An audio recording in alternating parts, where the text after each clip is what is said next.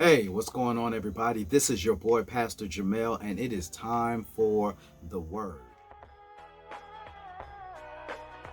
Yo, I ain't here for the money, I ain't here for the fame. Though it might be nice to own a jet plane, I'ma do it all for you. Come along and see it's true, but the world is pretty cool. Now, we are in day 6 and our final day of a 6-part series titled The Purpose of Pain. Every day, we talk about a different purpose of pain as it relates to what we experience as we go through life. So, with that being said, let's jump right into day 6 and the final P for the purpose of pain. I'm going to try to go through this as quickly as possible, but please stick with me and let's see what God has in store for us. The final P for the purpose of pain is that pain promotes in power. Pain promotes in power. Have you ever noticed how some of the most powerful individuals that we kind of know of had extremely painful upbringings, childhood, and experiences? When you think of like an Oprah Winfrey, who was molested in her childhood into her teenage years, became pregnant at the age of 14, and unfortunately lost her child who died in infancy. Or Tyler Perry, who was homeless at one point, living in his car while living out his dreams and chasing his dreams of trying to be a successful playwright. Or Eminem, one of the greatest rappers in my mind of all time, who was raised by drug addicted parents, bullied, and one time beaten so bad that he was in a coma for almost a week. When we think about these individuals, quite often we think about their position and not their power. See, pain promoted them in power, and these individuals had power that led to them being millionaires. They didn't receive their power once they became famous. It was their power that led to that position. See, from a biblical standpoint, power precedes position. Power always comes before a position. We talked about the story of Joseph earlier in the week and how Joseph received a dream. And we know that dream came from God because it came to pass that his brothers at some point in time, and even his mother and father, would have to come and bow down to him.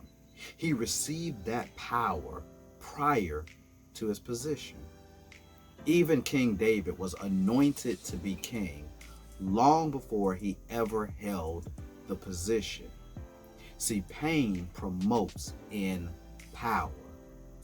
It is the power that you need in order to move into the position of where God ultimately wants you to be. So, we're going to talk about a story in the Bible where pain promoted someone in power. We're going to talk about the story of the death of Jesus. Now, you can find this in your Bible in Matthew, Mark, Luke, and John. But let me ask a question first.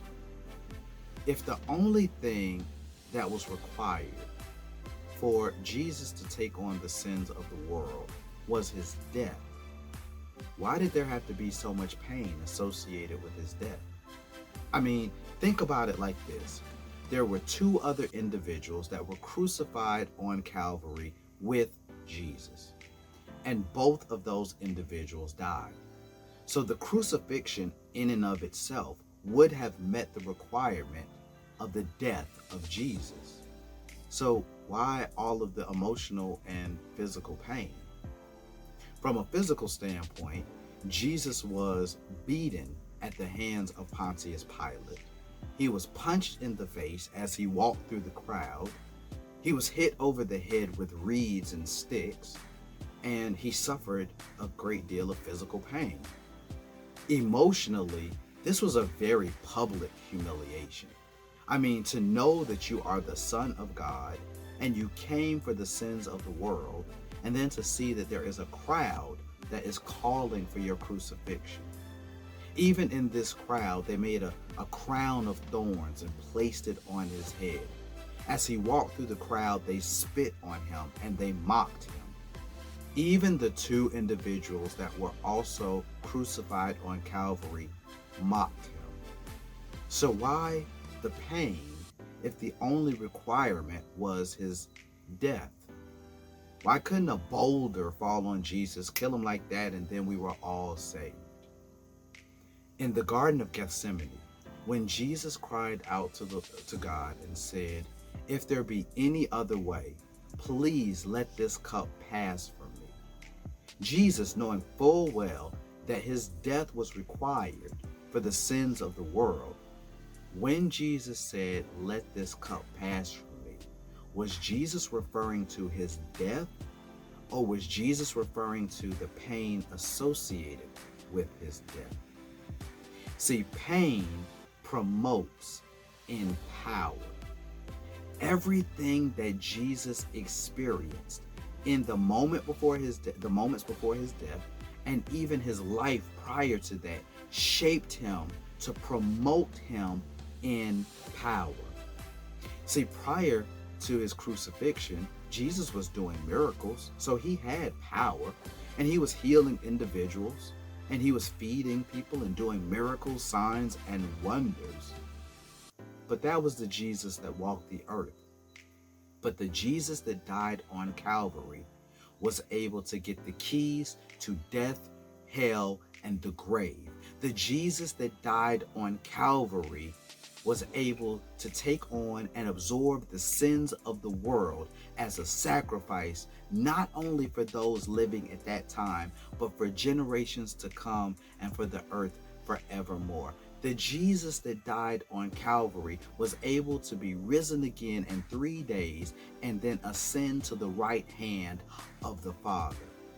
Jesus' pain promoted him in power.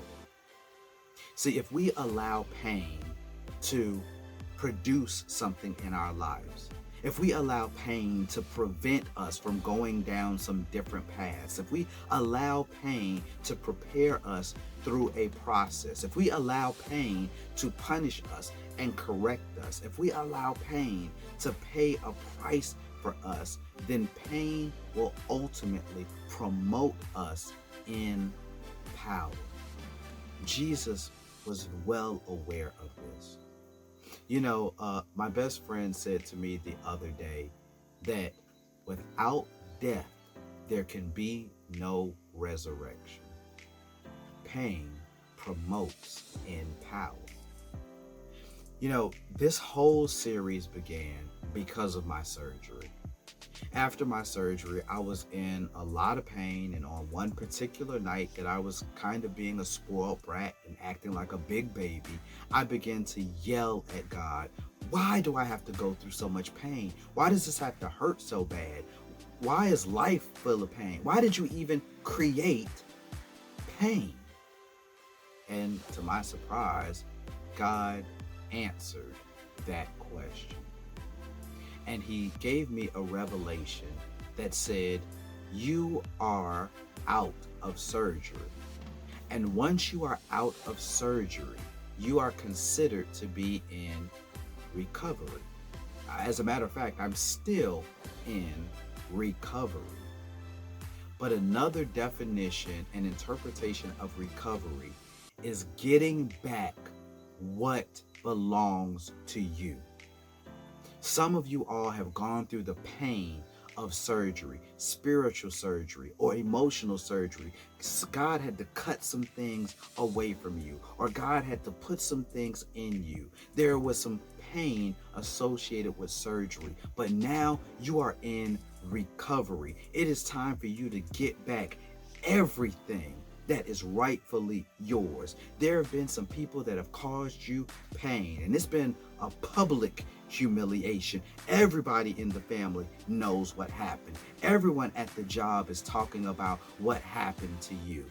But that public humiliation is the pain that is going to promote you in power. Even those that mean to destroy you, they mean to kill you, they mean to defeat you, they have no idea that the pain that they are putting you through and that they are making you experience is the pain that is promoting you in power into your next phase of life. Pain promotes in power. For those of you that say, I'm not in a period of recovery because I never had anything, God's never been there for me, my whole life has been crap. Well, maybe you're not in a period of recovery.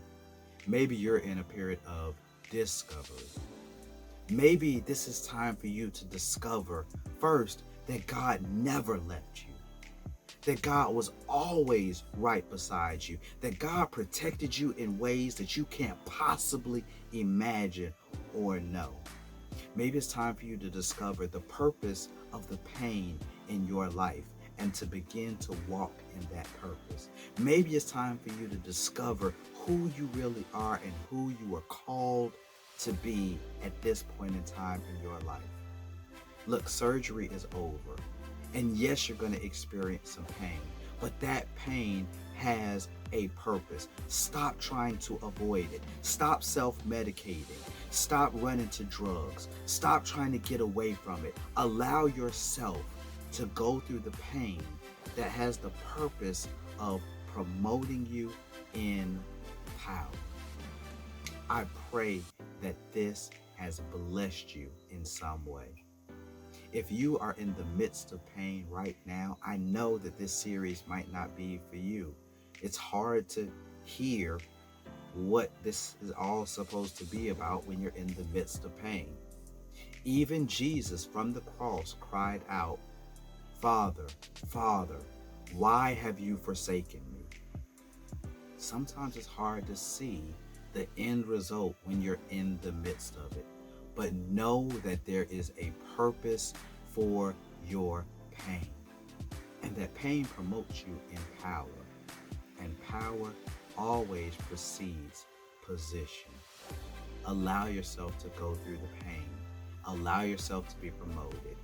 And know that you are powerful. That you are fearfully and wonderfully made, that you are the head and not the tail, that by his stripes you are healed, that you will live and shall not die, that God will never leave you nor forsake you. Know that you are more powerful and more precious than you could possibly imagine. I love you all. If you have enjoyed or been blessed by this series, please like and share the video. I love you all. Tomorrow we are going to do a recap of this series with a few pointers that you all should know. We'll see you tomorrow. Grace and peace. Be blessed.